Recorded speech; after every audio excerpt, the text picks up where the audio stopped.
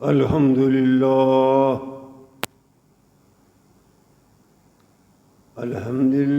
نحمده ونستعینه ونستغفره ونؤمن به ونتوکل علیہ ونعوذ باللہ من شرور انفسنا ومن سیئات اعمالنا ومن يهده الله فلا مضل له ومن يضلل فلا هادي له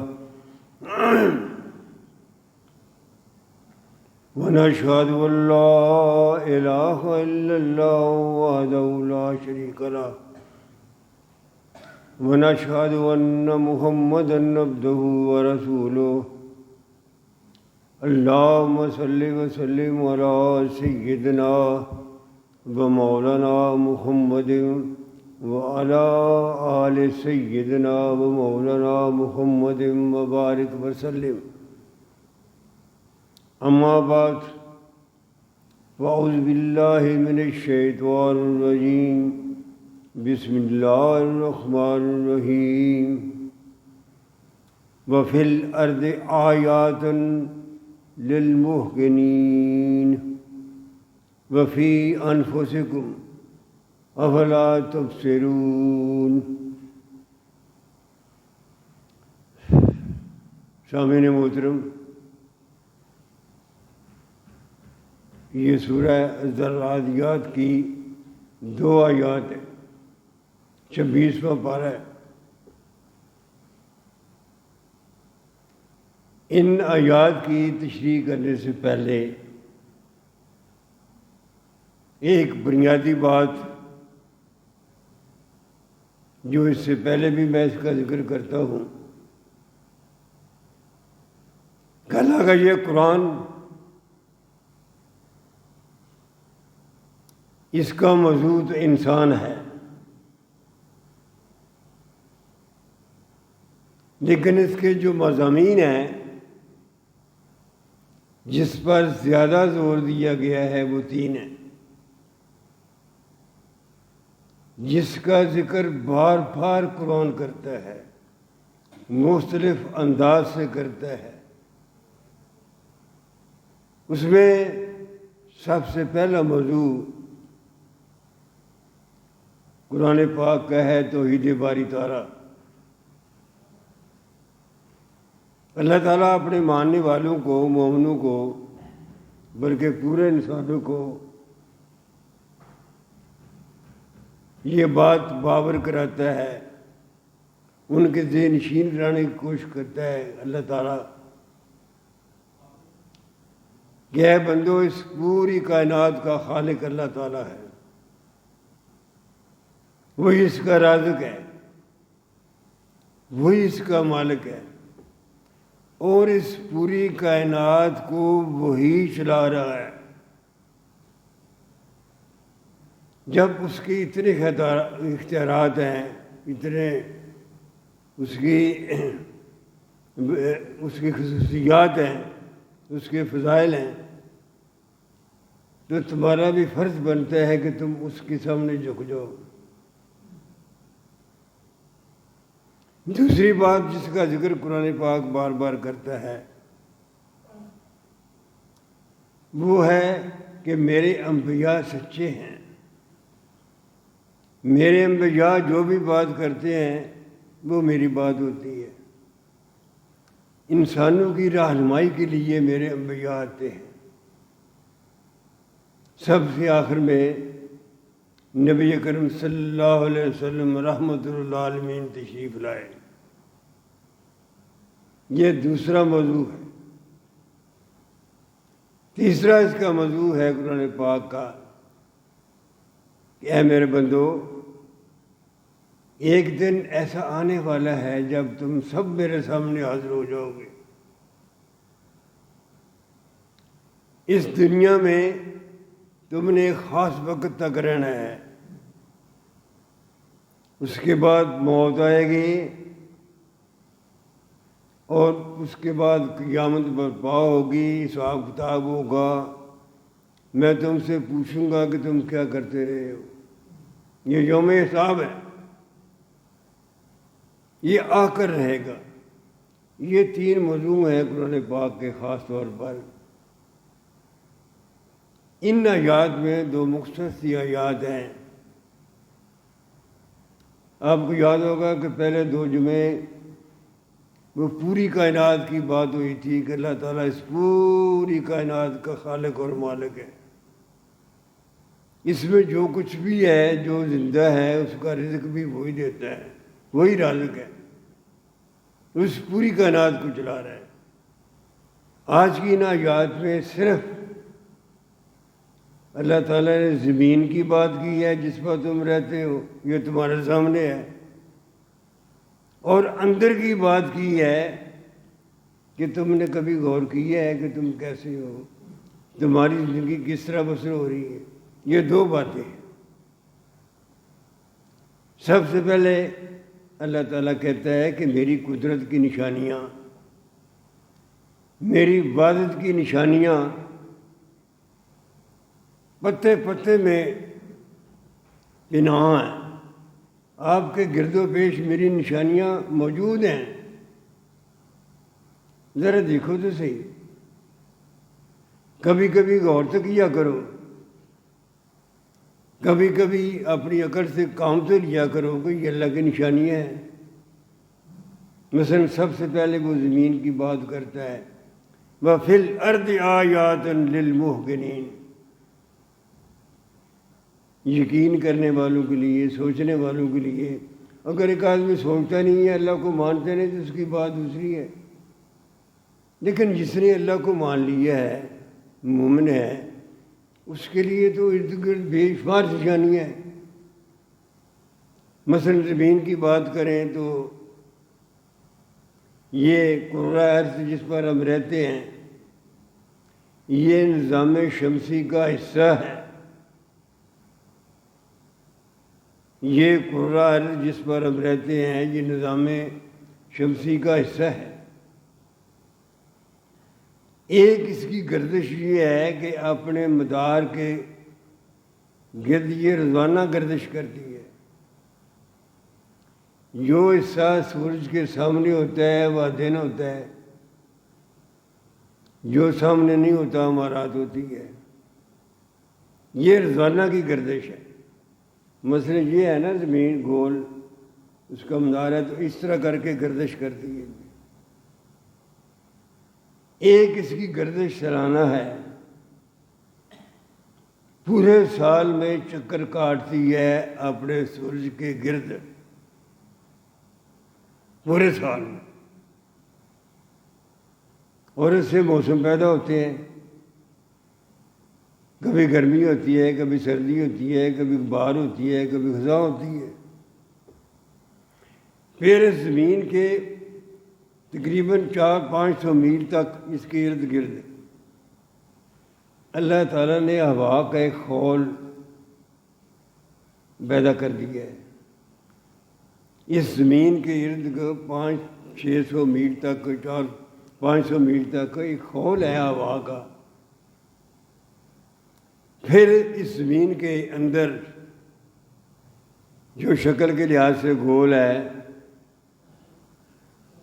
یہ میں آپ کو جغرافی کی بات نہیں بتا رہا، یہ میں آپ کو قرآن پاک کی تشریح کر رہا ہوں کہ اللہ تعالیٰ کہتا ہے دیکھو تو صحیح، یہ تم زمین میں رہتے ہو، چلتے ہو، پھرتے ہو، یہ کیسی ہے؟ اس زمین کے 7 حصے پانی ہے اور 3 حصے خشکی ہے۔ زیادہ تر پانی ہے، خشکی کم ہے۔ پھر جو خشکی کا حصہ ہے اس پر اللہ تعالیٰ نے ایک زرخیز مٹی کی تہ چڑھا دی ہے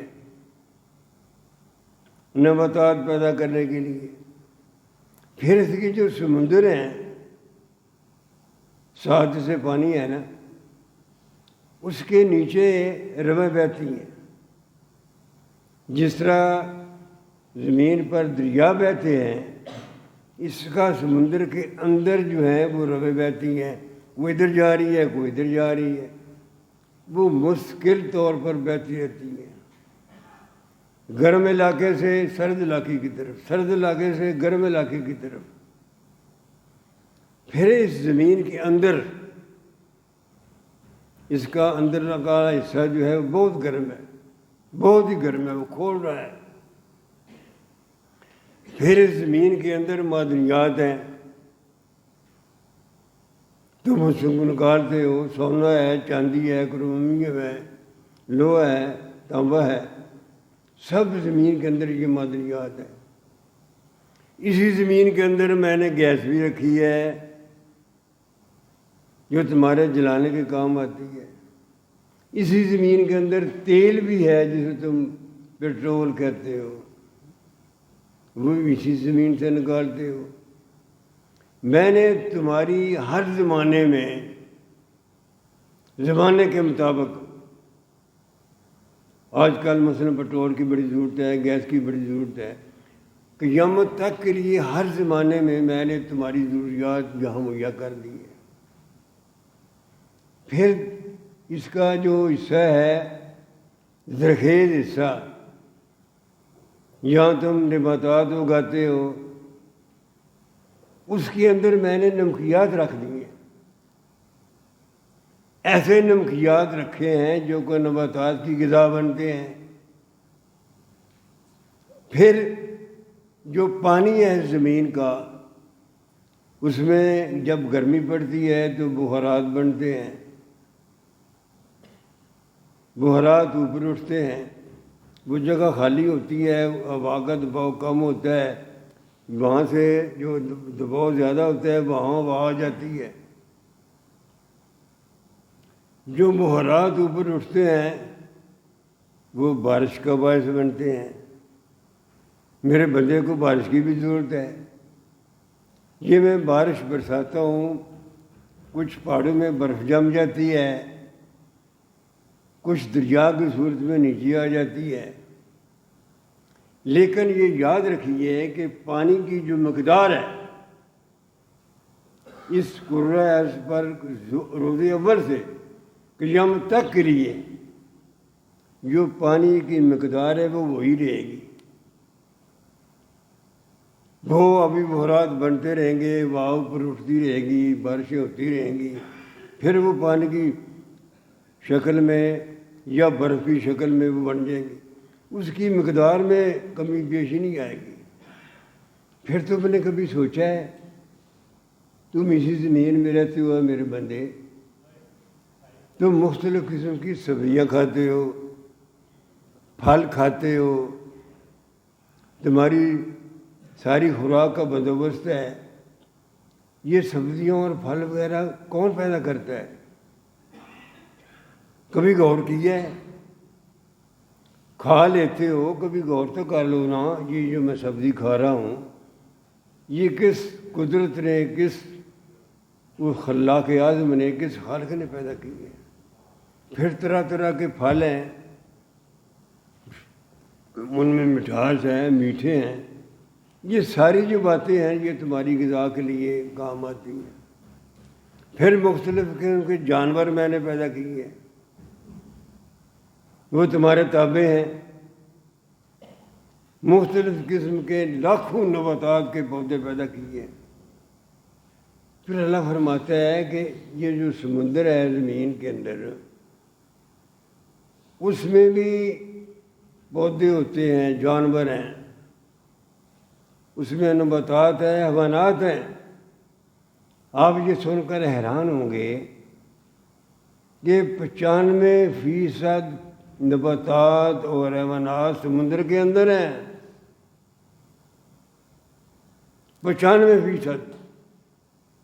صرف 5% ایسی نباتات اور حیوانات ہیں جو خشکی پر ہیں. یہ ساری چیزیں وہ ہیں.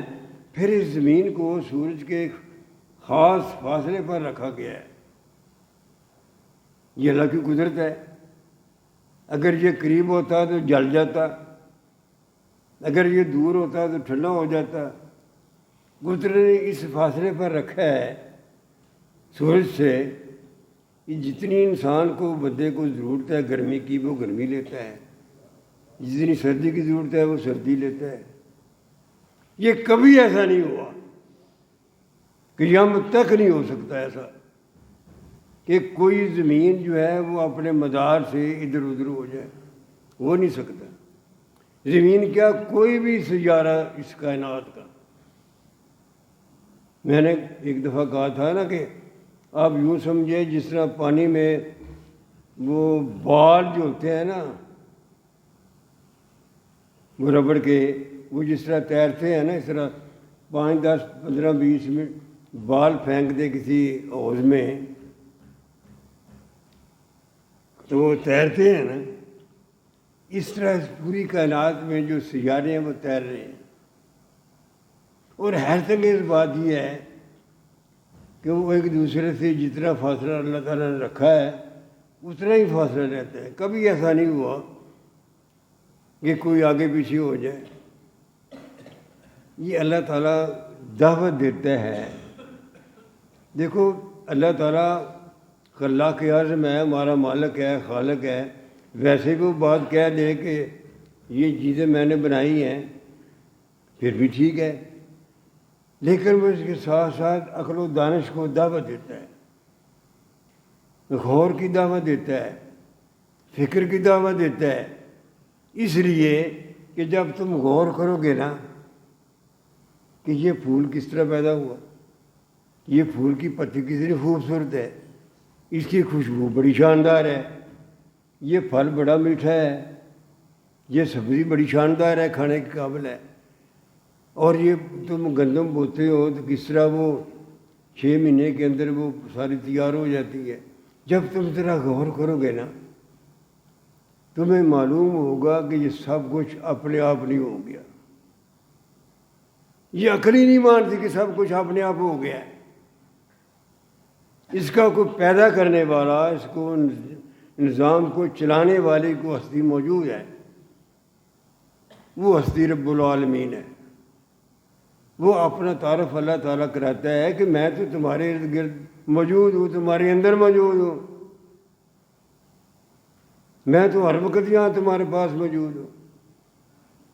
کوئی لمحہ ایسا نہیں ہے تم کہ جس میں تمہارے پاس موجود نہ ہوں، سوال ہی نہیں پیدا ہوتا۔ پتے پتے میں اور ذرے ذرے میں میری نشانیاں موجود ہیں۔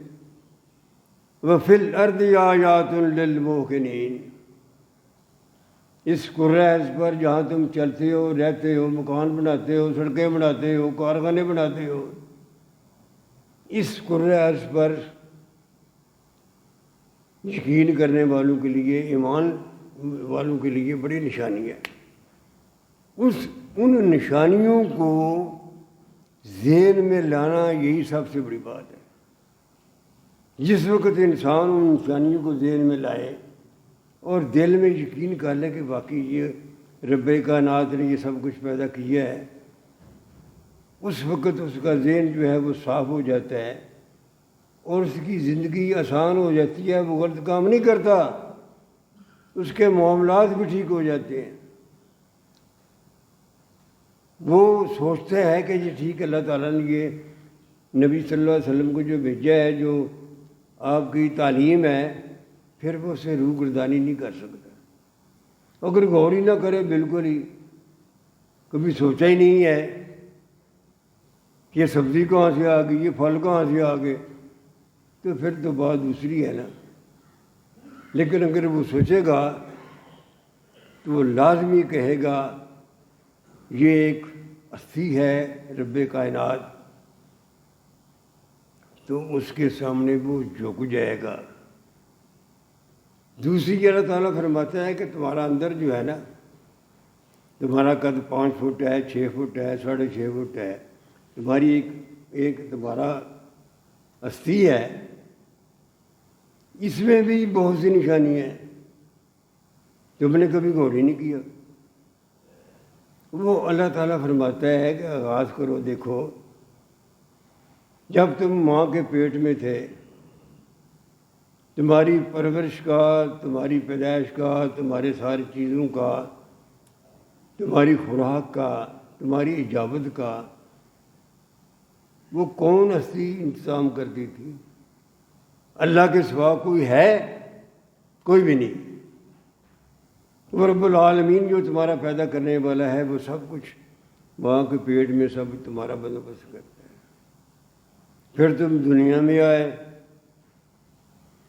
دنیا میں آنے سے پہلے جس چیز کی تمہیں ضرورت تھی وہ مہیا کر دی گئی. سب سے پہلے تمہیں ضرورت تھی اس بات کی کہ کوئی تم کو سہارا دے. ماں کی ممتا وہ کس نے پیدا کی؟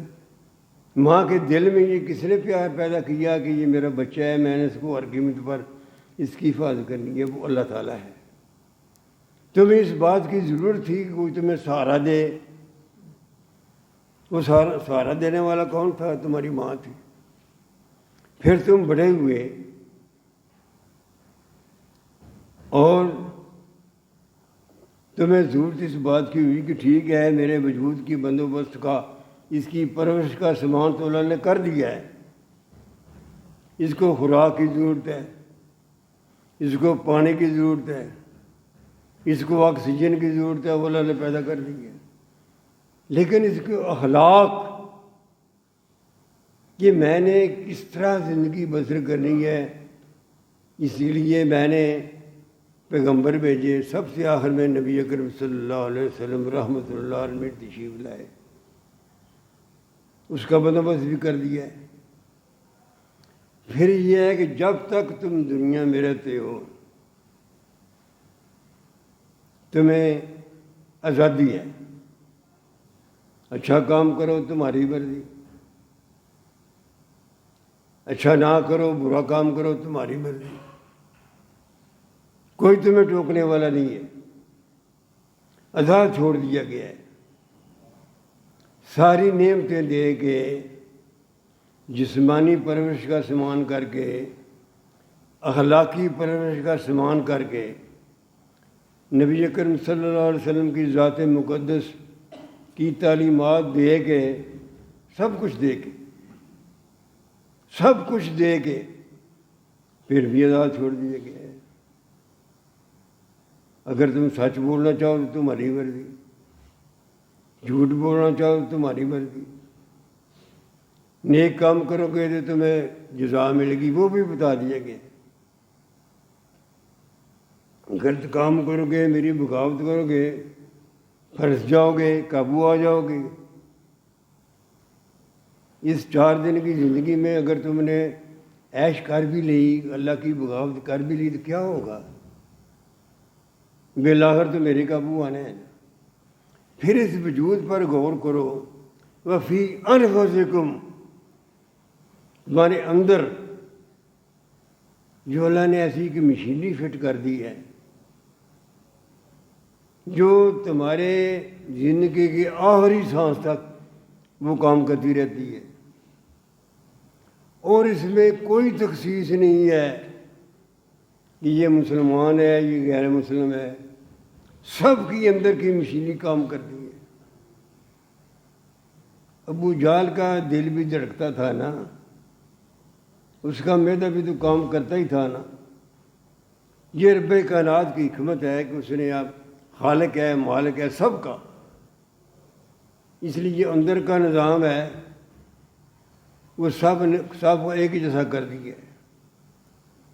پھر تم خوراک کھاتے ہو، روزانہ خوراک کھاتے ہو، روٹی کھاتے ہو، چاول کھاتے ہو. وہ اندر جا کر کیا بنتا ہے؟ کبھی تم نے سوچا؟ کون ہے جس نے یہ سارا بندوبست کر دیا ہے؟ کیا یہ اپنے آپ ہو گیا ہے؟ اگر کوئی کہے گا یہ اپنے آپ ہو گیا ہے تو سب نالائق اور بیوقوف آدمی ہے. عقل نہیں مانتی یہ اپنے آپ ہو گیا ہے. اس کو بنانے والا، اس کو چلانے والا، اس کا انتظام کرنے والا کو ہستی ہے کہ پھر معدہ اپنا الگ کام کرتا ہے، جگر اپنا الگ کام کرتا ہے، گردے اپنا الگ کام کرتے ہیں، دل اپنا الگ کام کرتا ہے. سر سے لے کر پاؤں تک پوری مشینری. جو تم دوڑتے ہو، چلتے ہو، پھرتے ہو، باتیں کرتے ہو. اب تم بتاؤ یہ تم باتیں کرتے ہو تمہارے اندر یہ زبان ہے، اس کو قوت گویائی کس نے دی؟ اس طرح کی زبان تو جانوروں کے اندر بھی ہے۔ کیا یہ زبان کا جو جوتھڑا ہے یہ بھینس کے یا گائے کے یا بیل کے اندر نہیں ہوتا؟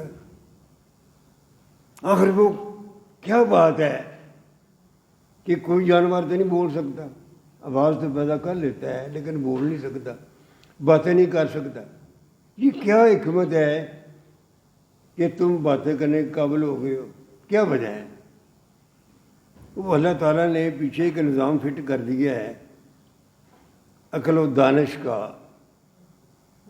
وہ عقل و دانش کا نظام جو فٹ کیا اللہ تعالیٰ نے، وہ اس زبان کو اس قابل کرتا ہے کہ وہ اس سے بات کر لیتا ہے۔ پھر بڑی سے بڑی چیز، چھوٹی سے چھوٹی چیز، مثلاً تمہاری زندگی کے لیے آکسیجن کی بہت ضرورت ہے۔ آکسیجن کیا کرتی ہے؟ تمہارا خون صاف کرتی ہے۔ کبھی تم نے خیال ہی نہیں کیا، تمہیں پتہ ہی نہیں ہے اس بات کا آکسیجن کہاں سے آ گئی اور خون کس طرح صاف کر رہی ہے۔ ذرا ڈاکٹر صاحب بھی بیٹھے ہیں، ان سے پوچھیں کہ جو اگر آکسیجن نہ ہو، خون صاف نہ کرے تو آدمی زندہ نہیں رہ سکتا۔ اندر ہی اللہ تعالیٰ نے نظام اس طرح کا بنا دیا ہے، جو تم سانس لیتے ہو تمہارے اندر آکسیجن جاتی ہے، یہ کیا کرتی ہے؟ یہ تمہارے خون کو صاف کرتی ہے۔ اور خون کی گردش اس طرح کی ہے کہ سر کے بال سے لے کر پاؤں تک کوئی حصہ ایسا نہیں ہے جہاں کی خون کی گردش نہ ہوتی ہو۔ وفی انفسکم، اور دیکھو تمہارے اندر جو تم خود ایک اللہ تعالیٰ کی ایک آیت ہو، اس خلاق اعظم کی، اس رب العالمین کی، اس پیدا کرنے والے کی تم تو ایک نشانی ہو۔ اپنے آپ پر ہی غور کر لو۔ اس لیے جب یہ ہمارے بزرگ، آج کل تو رواج اس طرح کا نہیں رہا، وہ یہ ہوتا تھا کہ مثلا پانی ہے، پانی کو پیا ہے، اس کے بعد کہا ہے شکر الحمدللہ۔ یہ کیوں کہا؟ اس لیے کہا کہ یہ پانی کی بڑی نعمت ہے، یہ اللہ تعالیٰ نے مفت پیدا کر دی ہے، زمین کے اندر رکھ دی ہے، زمین کے باہر بھی رکھ دی ہے۔ آکسیجن پوری فضا میں موجود ہے، وہ تمہارے اندر تم سانس لیتے ہو، وہ اندر جاتی ہے آکسیجن اور تمہارا خون صاف کرتی ہے۔ تو میں جو بات عرض کرنا چاہتا ہوں، ان آیات کے سلسلے میں جو بات میری سمجھ میں آتی ہے میں یہ عرض کرنا چاہتا ہوں، یہ اللہ تعالیٰ نے اس طرف توجہ کیوں دلائی؟ کیوں کہا کہ میری نشانیاں تمہارے اندر بھی موجود ہیں، میری یہ نشانیاں تمہارے باہر بھی موجود ہیں؟ کیوں کہا؟ اس لیے کہا کہ جب یہ بندہ غور کرے گا اور اس کی عقل یہ کام کرے گی، یہ سوچے گا، سمجھے گا، تو اسے ماننا پڑے گا کہ تمہارے اندر اور تمہارے باہر جو کچھ بھی ہے اس کا کوئی پیدا کرنے والا ہے، اس کا کوئی نظام چلانے والا ہے۔ اور جب عقل یہ مان جائے گی کہ واقعی میرا مالک اور خالق ہے، تو پھر لا محالہ تمہاری جبین، تمہارا ماتھا اس کے سامنے جھک جائے گا، تم اس کا شکر ادا کرو گے، یہ زندگی پھر آسان ہو جائے گی، پھر تم کسی پر ظلم نہیں کرو گے، کسی پر زیادتی نہیں کرو گے۔ اللہ تعالیٰ فرماتا ہے کہ دیکھو اس دنیا میں یہ ساری نشانیاں اس بات کی، توحید کی اور آخرت کی بھی۔ آخرت کی نشانی کس طرح کہ اس دنیا میں جو لوگ نیک کام کرتے ہیں، اچھے کام کرتے ہیں، تکلیفیں برداشت کرتے ہیں، انہیں ان کی جزا نہیں ملنی چاہیے۔ پوری زندگی اللہ کے راہ میں تگ و دو کی، اس کا کلمہ بلند کیا، لوگوں کو سمجھایا اور سمجھا، کہ اللہ وحدہ لا شریک کی یہ نشانی ہے، لوگوں کی خدمت کی، نبی اکرم صلی اللہ علیہ وسلم کی سنت کو زندہ کیا، کیا اس کو اس کا اجر نہیں ملنا چاہیے؟ کیا ایک آدمی جو قتل کرتا ہے، زیادتی کرتا ہے، لوگوں کے حق مارتا ہے، وہ اس کو اس کی سزا نہیں ملنی چاہیے؟ اگر یہ مانتی ہے کہ نیک آدمی کو جزا ملنی چاہیے اور برے آدمی کو سزا ملنی چاہیے، ایک آدمی نے مثلا 10 قتل کیے ہیں تو زیادہ سے زیادہ تو ایک دفعہ ہی پھانسی لگے گا نا، باقی 9 قتل کر گئے۔ اس لیے اللہ تعالیٰ کے نظام انصاف کا یہ تقاضا ہے کہ جو نیک کام کرنے والا ہے اس کو جزا دی جائے اور جو غلط کام کرنے والا ہے اس کو سزا دی جائے۔ اللہ تعالیٰ ہمیں سمجھ کی توفیق دے۔ وما علینا الا البلاغ۔